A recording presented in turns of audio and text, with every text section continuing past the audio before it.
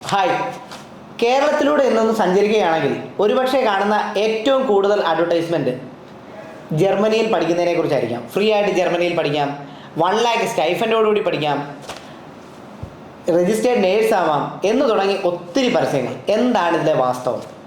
നമ്മൾ host building പ്രോഗ്രാമിനെ കുറിച്ച് തീർച്ചയായിട്ടും എല്ലാവരും റിസർച്ച് ചെയ്തിട്ടുണ്ടാവും, അല്ലെങ്കിൽ നിങ്ങളുടെ കൗൺസിലേഴ്സ് പറഞ്ഞു തന്നിട്ടുണ്ടാവും. ബട്ട് അതിൻ്റെ പ്രോസ് എന്താണ്, കോൺസ് എന്താണ്? ഇത് അവനവൻ്റെ യുക്തിക്കും ബുദ്ധിക്കും മനസ്സിലാവുന്ന വിധത്തിൽ ചിന്തിച്ചെങ്കിൽ മാത്രമേ പ്രോപ്പറായിട്ട് ഡിസിഷൻ എടുക്കാൻ പറ്റുള്ളൂ.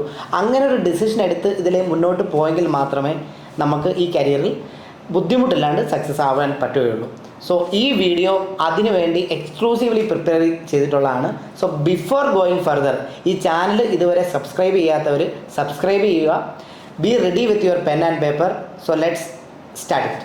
ഹോസ്റ്റ് ബിൽഡിങ്ങിൽ ഒത്തിരി അനവധി പ്രോഗ്രാംസ് ഉണ്ടെങ്കിലും നമ്മുടെ കേരളത്തിൽ നിന്ന് 80% സ്റ്റുഡൻസും പ്രിഫർ ചെയ്യുന്നത് നേഴ്സിംഗ് പ്രോഗ്രാംസാണ്.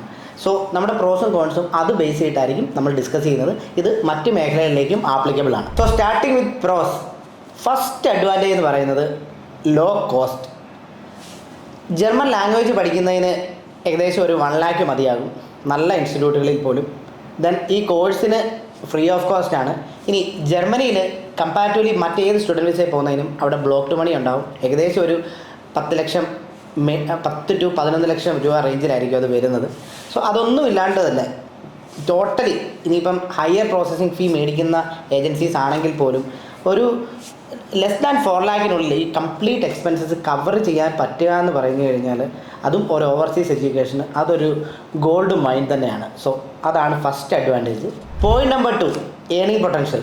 ഹോസ്റ്റ് ബിൽഡിങ്ങിന് പോകുന്ന ഒരു സ്റ്റുഡൻറ്റ് സ്റ്റാർട്ടിങ് ഓൺവേഡ്സ് തന്നെ അറൗണ്ട് ഒരു 900 euro തൊട്ട് 1200 euro വരെയാണ് മന്ത്ലി ഏൺ ചെയ്യാൻ വേണ്ടി പറ്റുന്നത്. മറ്റ് വിദേശ രാജ്യങ്ങളിൽ പോകുന്ന സ്റ്റുഡൻസ് ചെറിയ ചെറിയ ജോലികൾ ചെയ്ത് അവരുടെ ലൈവ്ലിഹുഡിന് വേണ്ടി, എക്സ്പെൻസസിന് വേണ്ടി മാത്രമാണ് ഏൺ ചെയ്യാൻ വേണ്ടി പറ്റുന്നത്. അത് മിക്കവാറും അവരുടെ കരിയറിന് അല്ലെങ്കിൽ അവരുടെ വർക്ക് എക്സ്പീരിയൻസിന് അത് യൂസ്ഫുൾ ആവില്ല. ഫോർ എക്സാമ്പിൾ KFCയിൽ അല്ലെങ്കിൽ മാക്ഡിയിൽ വർക്ക് ചെയ്യുന്ന ഒരു സ്റ്റുഡൻറ്റിന് അല്ലെങ്കിൽ ഊബർ ഓടിക്കുന്ന ഒരു സ്റ്റുഡൻറ്റിന് അവരുടെ കരിയറിലേക്ക് അതൊരിക്കലും യൂസ്ഫുൾ ആവില്ല. ബട്ട് ഹോസ്റ്റ് ബിൽഡിംഗ് പഠിക്കുന്ന ഒരു സ്റ്റുഡൻറ്റിന് അത് അവരുടെ റിയൽ ഒരു കരിയറിലേക്ക് വരുമ്പോഴത്തേക്ക് ഈ എക്സ്പീരിയൻസസും അത് വളരെ വാലിഡാണ്. അതുകൊണ്ട് തന്നെ അതിൻ്റെ ഏണിങ്ങും കൂടുതലായിരിക്കും. മിക്കവാറും സ്റ്റുഡൻസിന് ഏണിങ്ങും നല്ലപോലെ ഉള്ളതുകൊണ്ട് തന്നെ എക്സ്പെൻസ് കഴിഞ്ഞതിന് ശേഷം വീട്ടിലേക്കും കുറച്ച് പൈസ അയച്ചു കൊടുക്കാൻ വേണ്ടി സാധിക്കുന്നുണ്ടെന്നുള്ളതാണ് നമ്മുടെ റിസർച്ചിൽ കണ്ടെത്താൻ സാധിച്ചത്. Third point, practical education. ഇപ്പം നമ്മുടെ ഇന്ത്യയിൽ നേഴ്സിംഗ് പഠിക്കുന്ന സ്റ്റുഡൻസിനെ നമ്മളൊന്ന് എടുത്ത് നോക്കുകയാണെന്നുണ്ടെങ്കിൽ മജോറിറ്റി സ്റ്റുഡൻസും കോഴ്സ് കഴിഞ്ഞതിന് ശേഷം ഒരു ഫസ്റ്റ് ഇയർ എക്സ്പീരിയൻസോടുകൂടിയൊക്കെയാണ് ശരിക്കും ഈ പ്രാക്ടിക്കൽ നേഴ്സിങ്ങിൻ്റെ ആസ്പെക്ട്സിലേക്ക് വരുന്നത്. ഒന്ന് ഇഞ്ചക്ഷൻ ചെയ്യാനോ ഒന്ന് BP നോക്കാനോ ഒക്കെ പോലും പല കുട്ടികളും ആ ഒരു ടൈമിലാണ് ഏബിൾ ആവുന്നത്. ഈ പഠിച്ചുകൊണ്ടിരിക്കുമ്പോൾ നമുക്ക് ക്ലിനിക്കൽ ഉണ്ടെങ്കിലും ബോൾഡായിട്ടുള്ള കുറച്ച് സ്റ്റുഡൻസ് അത് നേടിയെടുക്കുന്നുണ്ടെങ്കിലും മജോറിറ്റി സ്റ്റുഡൻസും അത് വർക്ക് ചെയ്യാൻ തുടങ്ങുമ്പോഴാണ് അത് ആ ഒരു സ്കിൽസ് നേടിയെടുക്കുന്നത്. എന്നാൽ ഹോസ്റ്റ് ബിൽഡിങ്ങിൽ അങ്ങനെയല്ല. സ്റ്റാർട്ടിങ് ഓൺവേഡ്സ് നമ്മൾ ആ കോഴ്സിന് ജോയിൻ ചെയ്തതോടൊപ്പം തന്നെ നമ്മൾ വർക്കും കൂടെ ചെയ്യുന്നതുകൊണ്ട് തന്നെ കോഴ്സ് കഴിയുമ്പോഴത്തേക്ക് ശരിക്കും നല്ല ഹൈലി സ്കിൽഡ് ആയിട്ടൊരു പ്രൊഫഷണലായിട്ടായിരിക്കും നമ്മൾ ഇറങ്ങി വരുന്നത്. അതോടൊപ്പം തന്നെ നമുക്ക് ഏണിങ്ങും ഉണ്ടാവും. സോ ആ ഏണിങ് കണ്ടിന്യൂ ചെയ്ത് പോകുന്ന ഒരു പ്രോസസ്സിലേക്കായിരിക്കും പോകുന്നത്. Point number 4, easy PR and settlement options. നമുക്കറിയാം ഇന്ന് വിദേശ രാജ്യങ്ങളിൽ പ്രത്യേകിച്ചും ഈ 2024 തൊട്ട് നോക്കുകയാണെന്നുണ്ടെങ്കിൽ ഓസ്ട്രേലിയ ആണെങ്കിലും UK ആണെങ്കിലും മറ്റ് യൂറോപ്യൻ രാജ്യങ്ങളെല്ലാം എടുത്തു കഴിഞ്ഞാലും സെറ്റിൽമെൻറ്റ് ഓപ്ഷൻസ് അല്ലെ ഇമിഗ്രേഷൻ ഓപ്ഷൻസ് എല്ലാവരും കട്ട് ഷോട്ട് ചെയ്യുകയാണ്.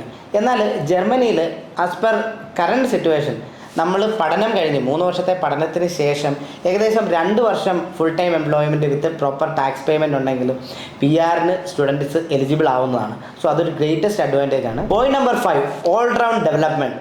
ശരിക്കും ഈ ഇൻകവും കോഴ്സും ഇതിനേക്കാളൊക്കെ ഉപരി നമ്മളൊരു സമഗ്രമായിട്ടൊരു കംപ്ലീറ്റ് ഇൻഡിവിജ്വലായിട്ട് ട്രാൻസ്ഫോം ചെയ്യാൻ ഈ 3 വർഷം സ്റ്റുഡൻസിനെ ഹെൽപ്പ് ചെയ്യുമെന്നുള്ളതാണ്. കാരണം 12th കഴിഞ്ഞിട്ട് ഇപ്പം നമ്മുടെ നാട്ടിൽ പഠിക്കുന്ന ഒരു സ്റ്റുഡൻ്റ് ആണെന്നുണ്ടെങ്കിൽ വീട്ടിൽ നിന്ന് കോളേജിലേക്ക് പോകും, അല്ലെങ്കിൽ ഹോസ്റ്റലിൽ ഫുഡ് ഉണ്ടാവും, ഈവൻ ലോണ്ടറി വരെ ഉണ്ടാവും. അതർ സ്റ്റേറ്റ്സിൽ പഠിക്കുന്ന സ്റ്റുഡൻസ് ആണെങ്കിലും നല്ലപോലെ പഠിക്കുന്നുണ്ടാവും, അവർക്ക് എഡ്യൂക്കേഷൻ കിട്ടുന്നുണ്ട്. ബട്ട് ഈ ഒരു പ്രോഗ്രാം, ഹോസ്റ്റ് ബിൽഡിംഗ് പ്രോഗ്രാം ചെയ്യുന്ന ഒരു സ്റ്റുഡൻറ്റിന് 12th ശേഷം സ്വന്തം കാര്യങ്ങൾ A to Z ചെയ്യണമെന്നുള്ളതുകൊണ്ട് തന്നെ കോഴ്സ് കഴിയുമ്പോൾ ഒരു കംപ്ലീറ്റ് ഇൻഡിവിജ്വൽ ആയിട്ടായിരിക്കും വരുന്നത്.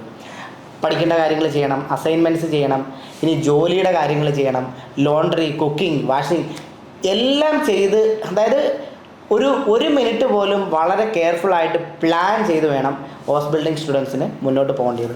സോ ഇത് സക്സസ്ഫുള്ളായിട്ട് ഈ ഒരു 3 ഇയർ കംപ്ലീറ്റ് ചെയ്യുന്ന സ്റ്റുഡൻറ്റ് ഒരു സകലകലാ വല്ലഭൻ അല്ലെ വല്ലഭ ആയിരിക്കും എന്നുള്ള കാര്യത്തിൽ ഒരു തർക്കവും. Now going in to the cons, disadvantages എന്തൊക്കെയാണ്?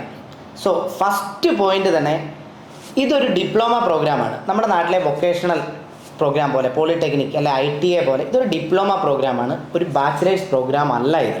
സോ അതുകൊണ്ട് എന്താണ് സംഭവിക്കുന്നത്? നമുക്ക് ഇനിഷ്യലി ഒരു രജിസ്റ്റേർഡ് നേഴ്സായിട്ടോ അല്ലെങ്കിൽ വേറെ ഏതെങ്കിലും പ്രൊഫഷനിലോ കയറാൻ ബുദ്ധിമുട്ടുണ്ടായിരിക്കില്ല. ബട്ട് കരിയർ ബിൽഡ് ചെയ്ത് പോകുമ്പോഴത്തേക്ക് മേ ബി ഒരു 3 to 5 ഇയേഴ്സ് കഴിയുമ്പം ഹയർ ജോബ്സിലേക്കും ഹയർ പൊസിഷനിലേക്കും ഹയർ സാലറിയിലേക്കും പോകാൻ ഹൗസ് ബിൽഡിംഗ് ഗ്രാജുവേറ്റ്സിന് കുറച്ച് ചലഞ്ചിങ് ആയിരിക്കും കമ്പയർഡ് ടു നമ്മുടെ ബാച്ചിലർ ഗ്രാജുവേറ്റ്സ് ആയിട്ട് നോക്കുമ്പോഴത്തേക്ക്. Code number 2. സോ ഇതാണ് ഏറ്റവും കൂടുതൽ ശ്രദ്ധിക്കേണ്ട ഒരു കോൺ, ലാംഗ്വേജ്. ജർമ്മനിയിൽ പോയി ഈ ഒരു ഹൗസ് ബിൽഡിംഗ് പ്രോഗ്രാം ചെയ്യുന്നതിന് ജർമ്മൻ ലാംഗ്വേജ് B2 ലെവൽ മസ്റ്റായിട്ട് വേണം. റെയർലി ചില പ്രോഗ്രാംസിന് B1 ഉണ്ടെങ്കിലും മതി. എന്നിരുന്നാലും ഒരു ലാംഗ്വേജ് സ്ക്രാച്ചിൽ നിന്നും B1 അല്ലെ B2 വരെ പഠിക്കുക എന്നുള്ളത് ഇത്തിരി ചലഞ്ചിങ് ആയിട്ടുള്ള കാര്യമാണ്. സോ നമ്മളതിനെ ഏതൊരു ആസ്പെക്റ്റിൽ നോക്കണമെന്ന് വെച്ചാൽ, നമ്മൾ എല്ലാവരും തന്നെ മൾട്ടിപ്പിൾ ഇൻ്റലിജൻസ്, അതായത് ബുദ്ധിയെ മൾട്ടിപ്പിൾ ഇൻ്റലിജൻസ് ആയിട്ടാണ് സൈക്കോളജിസ്റ്റ് ഡിവൈഡ് ചെയ്തിട്ടുള്ളത്. അത് ചിലർ നമ്പേഴ്സിൻ്റെ കാര്യത്തിലായിരിക്കാം, ചിലർ കമ്മ്യൂണിക്കേഷൻ സ്കിൽസിൻ്റെ കാര്യത്തിലായിരിക്കാം, ചിലർ പ്രോബ്ലം സോൾവിങ്ങിൻ്റെ കാര്യത്തിലായിരിക്കാം. എന്നാൽ ചിലർ ഈ ലിംഗ്വിസ്റ്റിക് ഇൻ്റലിജൻസും നല്ല പോലെ ഉള്ളവരായിരിക്കാം. സോ നമ്മൾ ഒരിക്കലും ഒരാളെ വേറൊരാൾ കമ്പയർ ചെയ്യേണ്ട കാര്യമില്ല. നമ്മൾ 10th ഫുൾ A+ അല്ലെങ്കിൽ 12th ഫുൾ A+ കിട്ടി എന്ന് കരുതി പുതിയൊരു ലാംഗ്വേജ് പഠിക്കാനുള്ള ഇൻ്റലിജൻസ് നമുക്ക് ഒരു 7+ നമുക്ക് ഉണ്ടാവണമെന്നില്ല. മിക്ക ആൾക്കാരിലും ഇതൊരു ആവറേജ് ലെവലാണ്. അത് ബിലോ 5 ആണെന്നുണ്ടെങ്കിൽ, 10 പോയിൻ്റ് സ്കെയിലിൽ ബിലോ 5 ആണെന്നുണ്ടെങ്കിൽ അത് വളരെ കഷ്ടപ്പെടേണ്ട ഒരു കാര്യമാണ്. കാരണം നമ്മൾ ഈ ലാംഗ്വേജ് തുടക്കം തൊട്ട് തന്നെ പഠിക്കുകയാണ്. പൊതുവേ ഒരു ലാംഗ്വേജ് എപ്പോഴാണ് നമ്മൾ പഠിക്കുന്നത്? നമ്മുടെ ബ്രെയിൻ ഡെവലപ്പ് ചെയ്യുന്ന ടൈമിൽ. ഒരു 4 വയസ്സ് വരെയാണ് ഒരു ഭാഷ പഠിക്കാൻ ഏറ്റവും ബെസ്റ്റായിട്ടുള്ള ടൈം. നമ്മൾ നെയ്ബറിങ് സ്റ്റേറ്റ് ആയിട്ടുള്ള കർണാടകയിൽ ബാംഗ്ലൂർ ഒന്ന് എടുത്ത് നോക്കുകയാണെന്നുണ്ടെങ്കിൽ അവിടെ ഒരു 4 വയസ്സ് 5 വയസ്സുള്ള ഒരു കുട്ടിക്ക് മൾട്ടിപ്പിൾ ലാംഗ്വേജസ് അറിയാമായിരിക്കും. പ്രത്യേകിച്ച് നോർത്ത് ഇന്ത്യയിൽ നിന്നൊക്കെ വരുന്ന ഫാമിലീസ് ആണെന്നുണ്ടെങ്കിൽ അവർക്ക് ഇംഗ്ലീഷ് അറിയാം, ഹിന്ദി അറിയാം, ഇനി ബംഗാളി ഉണ്ടെങ്കിൽ ബംഗാളി അറിയാം, കന്നഡ അവർ പഠിക്കും, മലയാളി സ്റ്റുഡൻസുമായിട്ട് ഇൻട്രാക്ട് ചെയ്യുമ്പോൾ മലയാളം പഠിക്കും. ഇത് നമ്മളൊരു 8 വയസ്സ് കഴിയുമ്പോഴത്തേക്ക് ഈ ലിംഗ്വിസ്റ്റിക് ഇൻ്റലിജൻസ്, ഒരു ഭാഷ പഠിക്കാനുള്ള ഇൻ്റലിജൻസ് ബഹുഭൂരിപക്ഷം സ്റ്റുഡൻസിലും കുറഞ്ഞു വരികയാണ്. ഈ സ്റ്റുഡൻസ് എല്ലാം തന്നെ ഒരു 18 വയസ്സിന് ശേഷം വീണ്ടും ഒരു ലാംഗ്വേജ് പഠിക്കുമ്പോൾ അത്ര എളുപ്പമായിരിക്കണമെന്നില്ല. എന്നാൽ അത് നല്ല ലെവൽ ഓഫ് എഫേർട്ട് ഇട്ട് കഴിഞ്ഞാൽ കുറേയധികം സ്റ്റുഡൻസിന് അത് നേടിയെടുക്കാൻ വേണ്ടി പറ്റും. എന്നാലും അത് എല്ലാവർക്കും നേടിയെടുക്കുക എന്നുള്ളത് നിയർ ടു ഇമ്പോസിബിളാണ്. അതിന് ഏറ്റവും വലിയ തെളിവാണ് ഇന്ന് ജർമ്മൻ ലാംഗ്വേജിന് പോകുന്ന സ്റ്റുഡൻസിൽ ഒരു 10% താഴെയുള്ളൂ പാസ് പെർസെൻറ്റേജ്. സോ ഈ ഒരു പോയിന്റിൽ നിങ്ങൾ ശ്രദ്ധിക്കേണ്ട ഒരു കാര്യം, ഈ ഒരു ലിംഗ്വിസ്റ്റിക് ഇൻ്റലിജൻസ് ഉണ്ടോ ഇല്ലയോ എന്ന് നിങ്ങൾ തന്നെ സ്വയം തിരിച്ചറിയുക. അതിന് ചെയ്യേണ്ട കാര്യം, നിങ്ങൾ ഹെവി പേയ്മെൻറ്റ് മുടക്കി ഒരു ജർമ്മൻ ലാംഗ്വേജ് കോഴ്സിന് ജോയിൻ ചെയ്യുന്നതിന് മുമ്പ് ഒരു 2 to 3 വീക്ക് അല്ലെ മാക്സിമം 1 മന്ത് നിങ്ങളൊന്ന് ടെസ്റ്റ് ചെയ്യുക. ഈ ഭാഷ എനിക്ക് വഴങ്ങുന്നതാണോ അല്ലയോ എന്ന്. അത് അത്യാവശ്യം ഓക്കെയാണ് ഈ വരുന്ന ഒരു 2-3 ആഴ്ചയ്ക്ക് തോന്നുന്നെങ്കിൽ മാത്രം മുന്നോട്ട് പോവുക. അതിനുള്ള ഓപ്ഷൻസ് നിങ്ങൾ ഏതെങ്കിലും ലാംഗ്വേജ് സെൻ്ററായിട്ട് സമീപിച്ച് നോക്കുക. ഓറൽസ് ഞങ്ങളുടെ കോൺടാക്ട് നമ്പർ താഴെ കൊടുത്തിട്ടുണ്ട്, അതിലാണെങ്കിലും കോൺടാക്റ്റ് ചെയ്യാവുന്നതാണ്. ഓറൽസ് അതിന് ഉള്ള ഫോം സബ്മിഷൻ ഉണ്ട്. So we can also help you with a short time course. അതിനകത്ത് ഒരു ചെറിയ നെഗ്ലിജിബിൾ എമൗണ്ടിലുള്ള ഒരു ഷോർട്ട് ടൈം കോഴ്സ് ആയിരിക്കും എപ്പോഴും നല്ലത്. അല്ലെങ്കിൽ പൊതുവേ നമ്മൾ പറ്റുന്നത് ഒരു 10,000 20,000 അടച്ച് കഴിഞ്ഞിട്ടായിരിക്കാം പിന്നെ നമ്മൾ തിരിച്ചറിയുന്ന അയ്യോ ഇത് നമുക്ക് പറ്റുന്നതല്ല. സോ ആ ഒരു കാര്യം വളരെയധികം ശ്രദ്ധിക്കുക. സോ ഇതാണ് ഇതിൻ്റെ ഏറ്റവും വലിയ ഡിസഡ്വാൻറ്റേജ് ആകാൻ സാധ്യതയുള്ള പോയിന്റ്. സോ അതിലേക്ക് ഇറങ്ങിത്തിരിക്കുന്നതിന് മുമ്പ് ഈ പോയിന്റ് ഊട്ടി ഉറപ്പിച്ചിട്ട് മാത്രം മുന്നോട്ട് പോകുന്നതായിരിക്കും നല്ലത്. കോൺ നമ്പർ 3, ലെവൽ ഓഫ് ജോബ്. നമ്മൾ ചിന്തിച്ച് നോക്കുക, 12th കഴിഞ്ഞിട്ട് നേഴ്സിംഗ് അല്ലെങ്കിൽ അങ്ങനത്തെ എൽഡർലി കെയറിൽ പ്രത്യേകിച്ച് എക്സ്പീരിയൻസ് ഇല്ലാത്ത ഒരു സ്റ്റുഡൻറ്റിന് എന്തൊക്കെ ജോലിയായിരിക്കും ചെയ്യേണ്ടി വരിക? നമ്മൾ 4 വർഷം നേഴ്സിംഗ് കഴിഞ്ഞ ഒരു സ്റ്റുഡൻറ്റിന് തന്നെ ഹൈലി പ്രൊഫഷണൽ ആയിട്ടുള്ള കാര്യങ്ങൾ ചെയ്യണമെന്നുണ്ടെങ്കിൽ may be 1 or 2 year experience വേണ്ടി വരാം.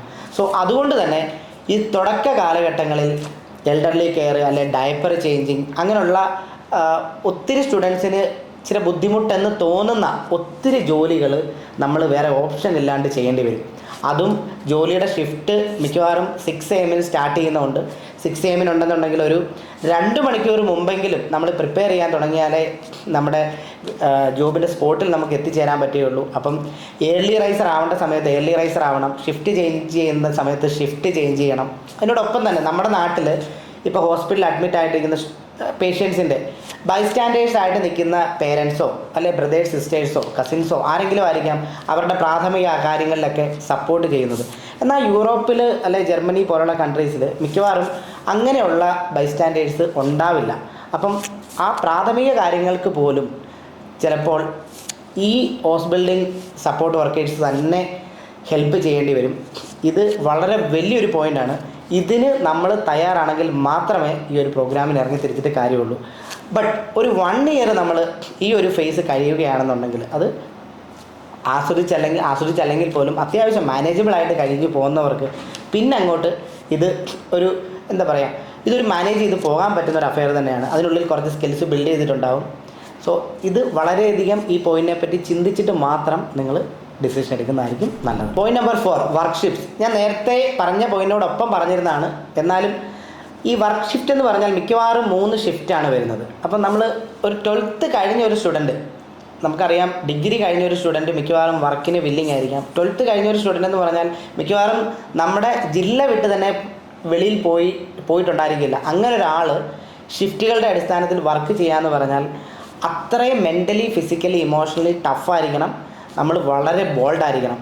നമുക്ക് ആ ഒരു ടൈമിനുള്ളിൽ നമുക്ക് കുക്കിംഗ് ചെയ്യേണ്ടതുണ്ടായിരിക്കാം, ക്ലീനിങ് ചെയ്യേണ്ടതുണ്ടായിരിക്കാം, നമ്മുടെ പേഴ്സണൽ കാര്യങ്ങൾ ചെയ്യേണ്ടതുണ്ടായിരിക്കാം, ഈവൻ പഠിക്കാനുള്ള കാര്യങ്ങൾ ചെയ്യേണ്ടതുണ്ടായിരിക്കാം. ഇതെല്ലാം മാനേജ് ചെയ്ത് വർക്ക് ഷിഫ്റ്റും മാനേജ് ചെയ്യുന്നത് വളരെ സ്കിൽഫുള്ളായിട്ടൊരു ടാസ്ക്കാണ്. സോ അതിന് നമ്മൾ ഏബിൾ ആണോ അല്ലയോ എന്നുള്ളത് തീർച്ചയായിട്ടും തിങ്ക് ചെയ്യുക. പോയിന്റ് നമ്പർ 5, ഇതും ഒരു ഡീപ്പായിട്ട് തിങ്ക് ചെയ്ത് കഴിഞ്ഞാൽ ഒരു വലിയൊരു കോണാണ്. Can work only in Germany അല്ലെങ്കിൽ ജർമ്മൻ സ്പീക്കിംഗ് കൺട്രീസ്. ഇപ്പോൾ നമ്മൾ ജർമ്മൻ ലാംഗ്വേജിലാണ് ഈ ഒരു കോഴ്സ് പഠിക്കുന്നത്. നമ്മുടെ ഫെലോ സ്റ്റുഡൻസ് എല്ലാം തന്നെ ഇംഗ്ലീഷ് ലാംഗ്വേജിലും ഒക്കെ പഠിക്കുമ്പം അവർക്ക് ലോകത്തിൽ എവിടെ വേണേൽ വർക്ക് ചെയ്യാൻ പറ്റുന്നൊരു ഓപ്ഷൻ ഉള്ളപ്പോൾ നമ്മൾ ജർമ്മൻ ലാംഗ്വേജിൽ പഠിച്ചുകൊണ്ട് തന്നെ ജർമ്മനിയാണ് നമ്മുടെ major spot. Then other options ആയിട്ട് വരുന്ന ജർമ്മൻ സ്പീക്കിംഗ് കൺട്രീസ് ഓസ്ട്രിയയും സ്വിറ്റ്സർലൻഡുമാണ്. ഇനി കുറേ നാളുകൾക്ക് ശേഷം വേറെ ഏതെങ്കിലും യൂറോപ്യൻ കൺട്രീസോ ഇംഗ്ലീഷ് സ്പീക്കിംഗ് കൺട്രീസ് ആയിട്ടുള്ള US, Canada, UK, New Zealand, Australia ഇങ്ങനെയുള്ള കൺട്രീസിലോട്ടൊന്നും തന്നെ നമുക്ക് വർക്ക് ചെയ്യാൻ വേണ്ടി ഈ സർട്ടിഫിക്കറ്റ് അല്ലെങ്കിൽ ഈ ക്വാളിഫിക്കേഷൻ കൊണ്ട് പോകാൻ സാധിക്കില്ല എന്നുള്ളത് പച്ചയായിട്ടുള്ള യാഥാർത്ഥ്യമാണ്.